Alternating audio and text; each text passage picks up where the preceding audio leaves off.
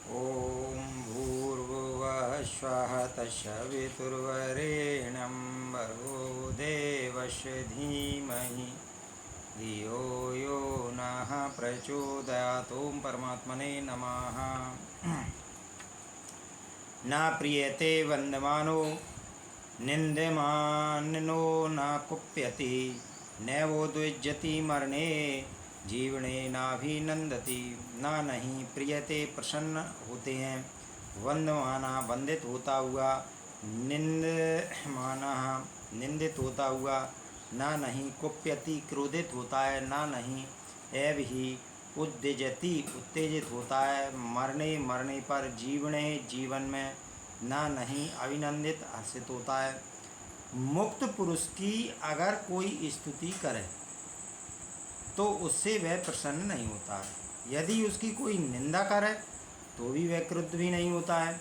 ऐसे ही यदि मृत्यु उसके सम्मुख आकर उपस्थित हो जाए तो वह उद्विग्न भी नहीं होता और ना ही जीवन प्राप्त होने पर हर्ष को प्राप्त करता है। स्तुति निंदा मृत्यु तथा जीवन उसके हेतु एक समान होते हैं। ऐसा मनुष्य जो प्रशंसा तथा निंदा से प्रभावित होता है वह ज्ञानी नहीं हो सकता।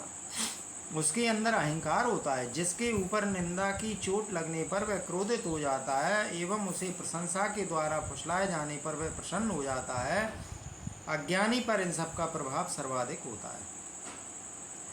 जबकि ज्ञानी पूजित होता हुआ भी प्रसन्न नहीं होता। पूजा के द्वारा, वंदना के द्वारा जो प्रसन्न हो जाए वह मुक्त नहीं होता है। जो वंदना से प्रसन्न होता है, जिसे अपनी वंदना प्रिय है, वह निंदा सुनकर भड़के ना, ऐसा नहीं हो सकता। मुक्त पुरुष स्तुति से यदि प्रसन्न नहीं होता तो सहज है कि निंदा से वह क्रोध को प्राप्त न होगा। मुक्त पुरुष मृत्यु के समक्ष आ खड़े होने पर भी उद्वेग को नहीं प्राप्त होता है, क्योंकि वह उसे स्वाभाविक मानता है, संसार का नियम मानता है। ना वह जीवन प्राप्त करके हर्ष को प्राप्त करता है।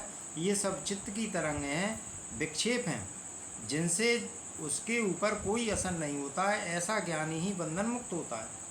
ज्ञानी आत्मा में जीता है तो नित्य है, अमृत है, उसकी मृत्यु होती ही नहीं है। शरीर में जीवित रहने वाले अज्ञानी की ही मृत्यु होती है, इसलिए वही मृत्यु से डरता है।